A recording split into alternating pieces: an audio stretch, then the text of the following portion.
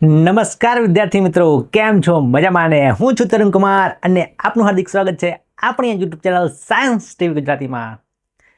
વિદ્યાર્થી મિત્રો, અત્યારે આપણે ધોરણ 10 વિજ્ઞાનની અંદર પ્રકરણ 1 રાસાયણિક પ્રક્રિયાઓ અને સમીકરણોનો અભ્યાસ કરી રહ્યા છે.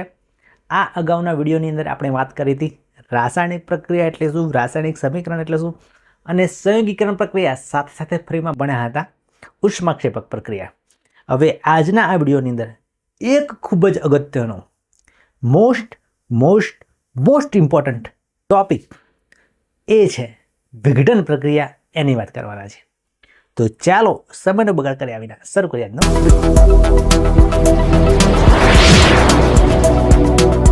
તો વિદ્યાર્થી મિત્રો, તમારા માટે મોસ્ટ ઇમ્પોર્ટન્ટ બોર્ડની પરીક્ષામાં 100% પૂછાવાની સંભાવના એવી રાસાયણિક પ્રક્રિયા વિઘટન પ્રક્રિયા. આમાંથી તમે 1 ગુણ, 2 ગુણ, 3 ગુણ, 4 ગુણ ગમે તેટલા ગુણ મેળવી શકો છો. જે પણ ટૂંકમાં પ્રશ્ન પૂછાશે આમાંથી 1 ગુણનો, 2 ગુણનો ગમે તે પૂછાઈ શકે. તો વિઘટન પ્રક્રિયા કોને કહેવાય?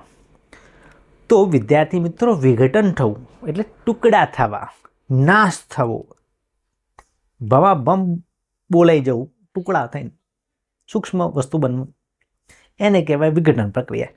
ચલો સમજીએ. સૌથી પહેલા એની વ્યાખ્યા. એક જ પ્રક્રિયક તૂટીને વધુ સરળ નિપજો આપે. સાહેબ શું કીધું ખબર ના પડી. ભાઈ, સંયોગીકરણમાં કેવું હતું? 2 કે 3 વસ્તુ ભેગા થઈને એક વસ્તુ બનાવતી હતી. 2 કે 2 કરતાં વધારે પ્રક્રિયકો ભેગા થઈને એક વસ્તુ બનાવતી. આ એનાથી ઊંધું છે. એક હોય અને એના ટુકડા કરો, કાપી કાઢો, એકમાંથી 2 કરી દો. બરાબર? એક હોય, ટુકડા કરીને 2 કરી દો. બરાબર? તો એને કહેવાય વિઘટન પ્રક્રિયા. વેલકમ પિક્ચરનો પેલો ડાયલોગ તમને યાદ છે ને? कल शाम के 5 बजे तक अगर तूने 5 खोखा नहीं पहुंचाया तो तेरी 3 की फैमिली 6 हो जाएगी. समझा देना इसको. समझा? 3 का 6 कैसे होता? अरे 3 लोगों का फैमिली है, तीनों को बीच में से काटेंगे तो कितने होंगे? 6 होंगे ना? अरे मुझे चक्कर आने लग गया अब. बीच में से काटोगे तो 1 में से 2 हो जाएंगे. बराबर? આ એ વસ્તુ છે વિઘટન પ્રક્રિયા. 1 में से 2 કરો, 2 અથવા 3 પણ થઈ જાય. બરાબર? તો એક પ્રક્રિયક હોય, એના ટુકડા થઈને 2 અથવા 2 કરતાં વધારે નિપજો બને તો એને કહેવાય વિઘટન પ્રક્રિયા. જુઓ કે ભાઈ, અહીંયા એક પદાર્થ હતું, એનું નામ તમે AB હતો. ABનો વચ્ચેથી કાપા, 2 વસ્તુ બની ગઈ, A અને B. એકમાંથી 2 બન્યા. કટ, એકમાંથી 2 બની ગયા. તો આ બિચારાનું વિઘટન થઈ ગયું, ટુકડા થઈ ગયા. બરાબર? તો આને કહેવાય વિઘટન પ્રક્રિયા. સિમ્પલ. એક પ્રક્રિયક હોય, એમાં 2 અથવા 2 કરતાં વધારે નિપજ હોય તો એને વિઘટન પ્રક્રિયા કહેવાય. સૂત્ર તો આ રીતે યાદ રાખો. AB હતું, ટુકડા થઈને A વત્તા B, 2 અલગ થઈ ગયા. સંયોગીકરણનું ઊંધું હતું, આનાથી ભેગા થઈ જતા હતા બિચારા, લગ્ન કરી લીધા હતા. આ ડિવોર્સ થઈ ગયું. આ B, 2 તત્વો જોડે હતા, લગ્નવાળા હતા. સંયોગીકરણ સમજો ને, કે સંયોગીકરણની અંદર 2 લગ્ન કરીને ભેગા થયા હતા. હવે 2 બબાલ થઈ જાય, બંને વચ્ચે ઝઘડું થઈ ગયું. હવે કે મારા તારા હાથે નહીં રહેવું. બરાબર? તું હારું નહીં, તું સારી નહીં, અલગ થઈ જાય. 2 અલગ થઈ જાય. એટલે સંયોગીકરણ એ લગ્નની પ્રક્રિયા હતી. વિઘટન એ ડિવોર્સની પ્રક્રિયા છે. યાદ રાખજો. સંયોગીકરણ એટલે લગ્ન, વિઘટન એટલે ડિવોર્સ. આ બિચારા ABના ડિવોર્સ થઈ ગયા. સિમ્પલ. આ ડિવોર્સવાળી પ્રક્રિયા, વિઘટન પ્રક્રિયા. તો હવે આમાં શું છે યાદ રાખજો, ઇમ્પોર્ટન્ટ વસ્તુ, કે ઉર્જાની જરૂરિયાત પ્રક્રિયકોને તોડવા માટે 3 પ્રકારની ઉર્જા વપરાય. પહેલી વસ્તુ કે ભાઈ, આ બેને ડિવોર્સ લેવાના હોય ને, તો એ ડિવોર્સ લે ને એમ ના લે. બહારથી બધા હળી કરી હોય અંદર, કે ભાઈ તારો ઓમ છે, એમ છે, ઓમ છે, તેમ છે, તારો હસબન્ડ ઓમ છે, તારી વાઈફ ઓમ છે, તારો હસબન્ડ ઓમ તારી. એટલે 2 વચ્ચે ઝઘડો થાય, પછી ડિવોર્સ થાય. બહારથી બધા ઉર્જા આલેલી હોય એને. ઉર્જા 3 પ્રકાર આલેલી હોય. પહેલું ઉષ્મા, ગરમી આલેલી હોય. બીજું કરંટ આલેલો હોય, વિદ્યુત આલેલું હોય. અને ત્રીજું પ્રકાશ પાડ્યો હોય. એની વાતો ઉપર, એના મુદ્દા ઉપર પ્રકાશ પાડ્યો હોય. એની કોઈક વાત જાહેર કરી દીધી હોય પ્રકાશ પાડીને, તો બિચારા બેનનું શું થઈ જાય, ડિવોર્સ થઈ જાય. બરાબર. 3 પરિબળો શક્ય છે આની અંદર કે ભાઈ ડિવોર્સ ક્યારે થાય, આ વિજ્ઞાન પ્રક્રિયા ક્યારે થાય, પ્રક્રિયા કે કોઈ એમાંથી 2 ક્યારે બને. તો 3 વસ્તુ છે, 3 પરિબળો છે. આ 3 જણાએ હળી કર્યું હોય ને તો આ બેના બિચારાનો ડિવોર્સ થાય. ઉષ્મા, વિદ્યુત અને પ્રકાશ યાદ રાખજો. ઉષ્મા, વિદ્યુત અને પ્રકાશ. ઉષ્મા, વિદ્યુત અને પ્રકાશ. ઉષ્મામાં ગરમી આપેલી હોય, વિદ્યુતમાં કરંટ આલેલો હોય અને પ્રકાશ ઉર્જા બિચારા તડકામાં ઊભો રાખ્યો હોય તો વિજ્ઞાન પ્રક્રિયા થાય. તો વિદ્યાર્થી મિત્રો, 3 પરિબળોની જરૂર હોય જેના કારણે વિજ્ઞાન પ્રક્રિયા થઈ શકે. 3માંથી એક હોવું જોઈએ, કાં તો ઉષ્મા, કાં તો પ્રકાશ, કાં તો વિદ્યુત. એનાથી એ શું થશે, વિજ્ઞાન પ્રક્રિયા થશે. હવે જો વિદ્યાર્થી મિત્રો, જો એ પ્રક્રિયા વિઘટન પ્રક્રિયા ઉષ્માના કારણે થઈ હોય તો એને કહેવાય ઉષ્મીય વિઘટન. શું કહેવાય? ઉષ્મીય વિઘટન.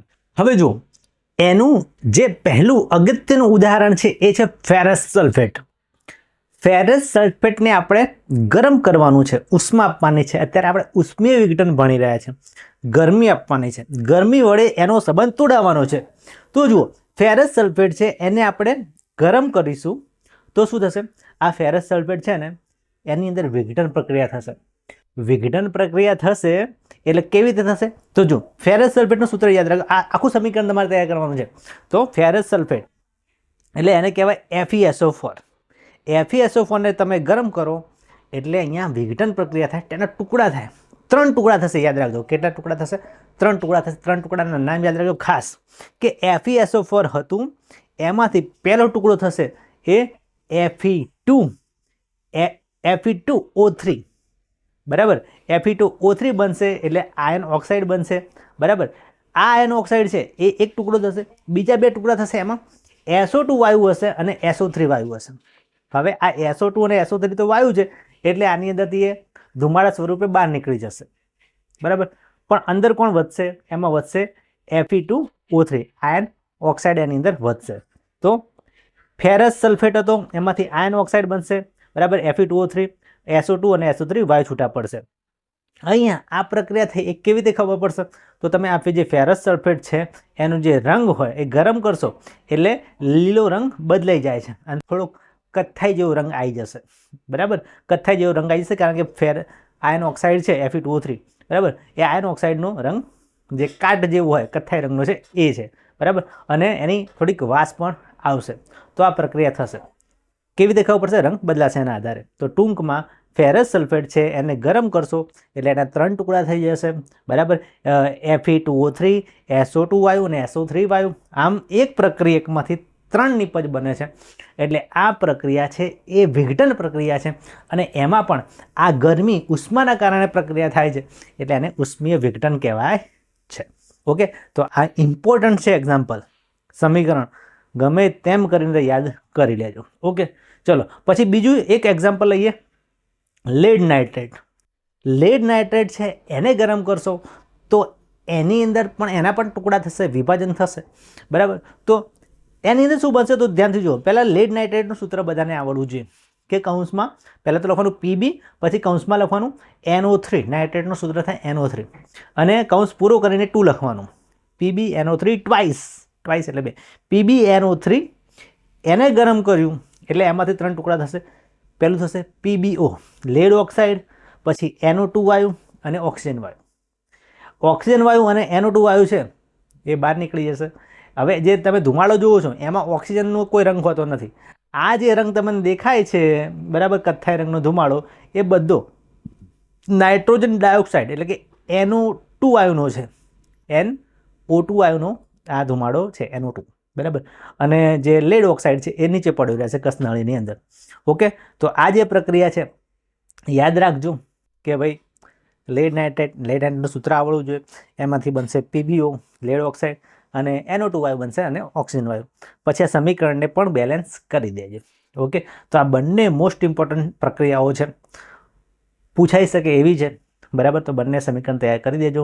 એમાંથી આમાં રંગ પરિવર્તન થાય છે એ તમે જોઈ લેશો, અને આમાં ધુમાડો નીકળશે એ જોઈ લેશો, તો તમને ખ્યાલ આવી જશે કે બંનેની અંદર આમાં રંગ પરિવર્તન થાય છે એટલે ઉષ્મીય વિઘટન થાય છે, અને આમાં ધુમાડો નીકળે છે એટલે ઉષ્મીય વિઘટન થાય છે.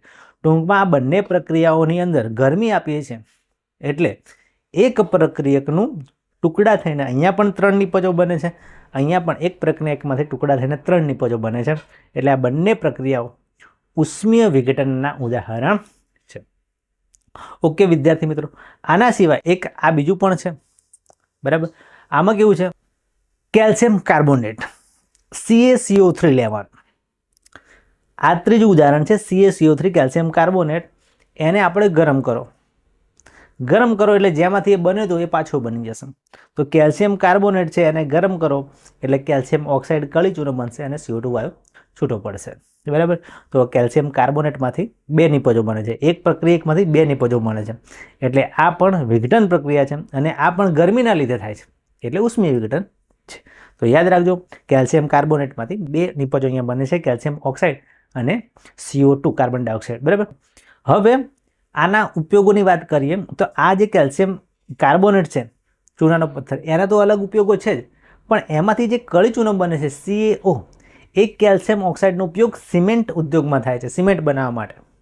યાદ રાખજો, CaO કેલ્શિયમ ઓક્સાઇડનો ઉપયોગ સિમેન્ટ ઉદ્યોગની અંદર થાય છે, ફેક્ટરીની અંદર, અને એનાથી જ સિમેન્ટ બને છે. અને સિમેન્ટ પછી આપણા ઘરે બિલ્ડિંગો બનાવવી હોય, ઘર બનાવવું હોય, રૂમ બનાવવા હોય તો એમાં સિમેન્ટ વપરાય છે, બરાબર.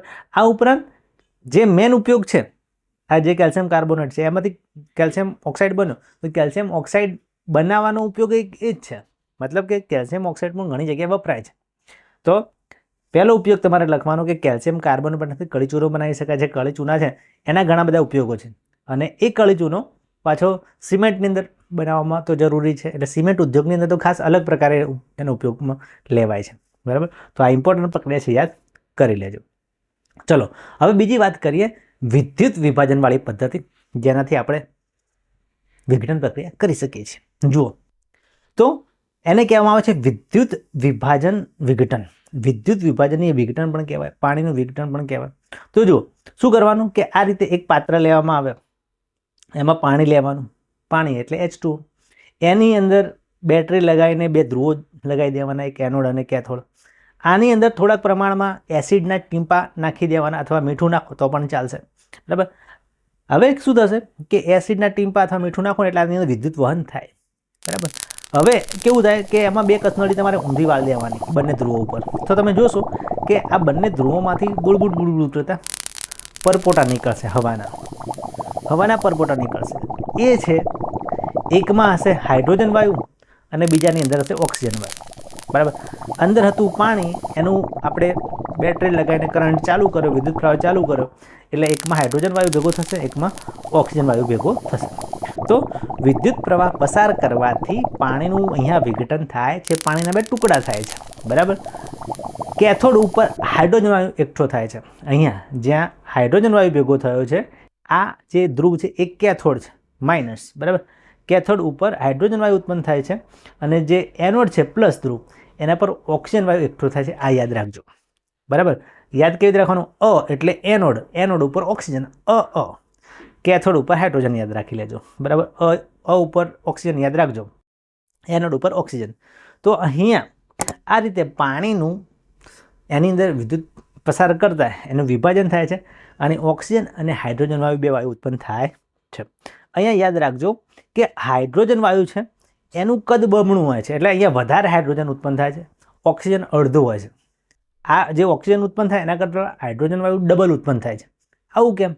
સિમ્પલ એનું ઉદાહરણ છે, એનું મતલબ કારણ છે.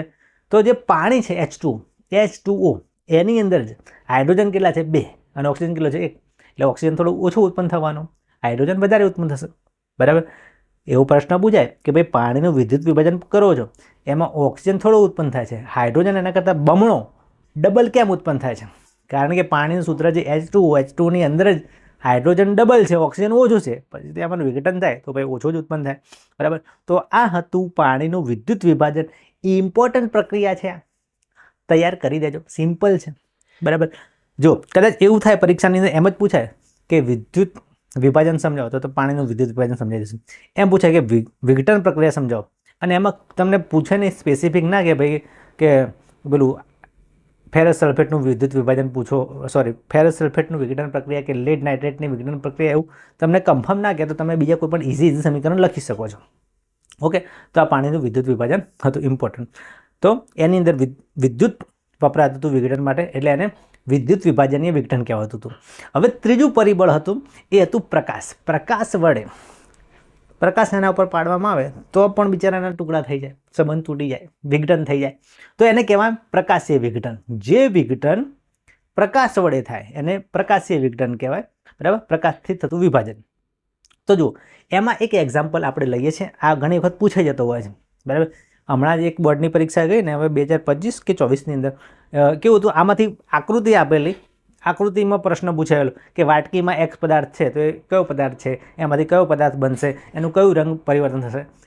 એક આકૃતિ આપીને 3 પ્રશ્નો પૂછેલા. તો એવો પ્રશ્ન પણ આમાંથી પૂછે, તમને આકૃતિ આપેલી હોય. બરાબર, આપણી ટેક્સ્ટ બુકની અંદર આવી આકૃતિ છે નહીં, પણ તમે જોઈ લેજો કે બારી ખુલેલી છે અને બારીમાંથી સૂર્યપ્રકાશ આવતો હોય અને એમાં વાટકીમાં આ રીતે સિલ્વર ક્લોરાઇડ મૂકેલો હોય, તો એનું પ્રકાશીય વિઘટન થશે. કેવી રીતે સમજી લેજો. તો સિલ્વર ક્લોરાઇડ, સિમ્પલ એનું સૂત્ર છે, આ સમીકરણ બધાને આવડવું જોઈએ. AgCl, સિલ્વર ક્લોરાઇડનું સૂત્ર છે AgCl. તડકા મૂકી દેવાનું એટલે Ag અલગ, Cl અલગ. Ag ધાતુ છે એટલે 2Ag અને ક્લોરીન વાયુ છે એટલે Cl2. બરાબર, સિમ્પલ પ્રક્રિયા છે, જોઈ લેજો, એકદમ ઇઝી છે.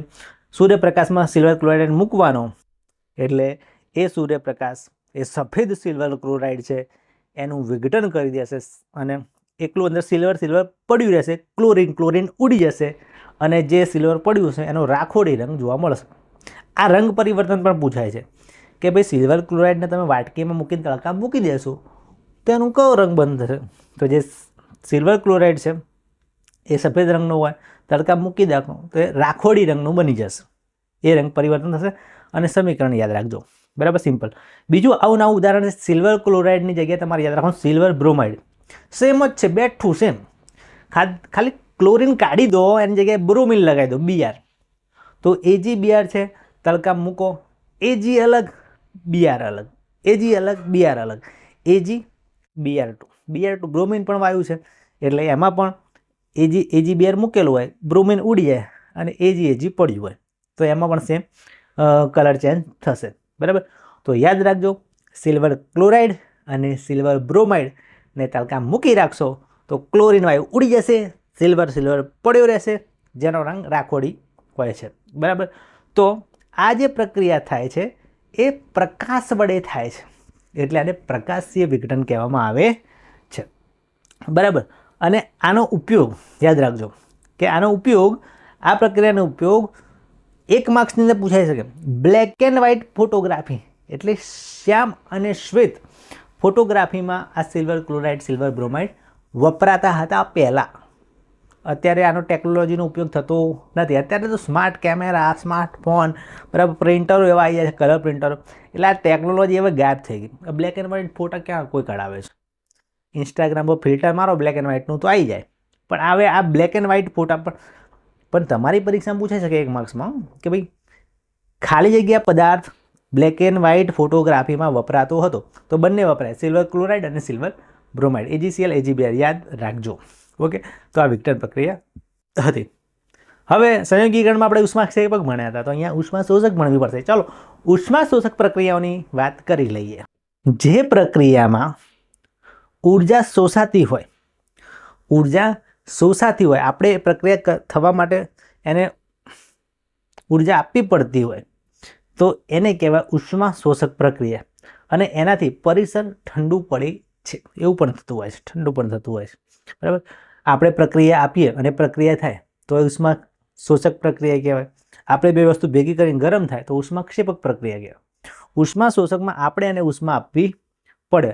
બરાબર, તો જુઓ, તો આનું કારણ શું છે? તો વિઘટન પ્રક્રિયાઓમાં પ્રક્રિયકોને તોડવા માટે ઉષ્મા, પ્રકાશ અથવા વિદ્યુત સ્વરૂપે ઉર્જાની જરૂર પડે છે. બરાબર, એટલે તમારે વિઘટન કરવું છે તો સામેથી એને ઉર્જા આપવી પડશે. એટલે ઉષ્મીય વિઘટન હોય, પ્રકાશીય વિઘટન હોય કે પછી વિદ્યુત વિભાજનીય વિઘટન હોય, એ ત્રણેમાં આપણે ઉર્જા કે ઉષ્મા આપીએ છીએ એટલે એ બધી પ્રક્રિયાઓ ઉષ્મા શોષક પ્રક્રિયાઓ છે. બરાબર, હવે એક પ્રક્રિયા છે, એટલે જો કેવું છે કે ભાઈ બધી પ્રક્રિયાઓ છે એમાં આપણે ગરમી આપતા હોઈએ ને પછી તમે અડો ને તો તમને ગરમ જ લાગે, પણ આ એક એવી પ્રક્રિયા છે ને જેમાં આપણે ગરમી આપવાની તો છે, પણ કેવી રીતે સમજો. જો એક છે બેરિયમ હાઇડ્રોક્સાઇડ.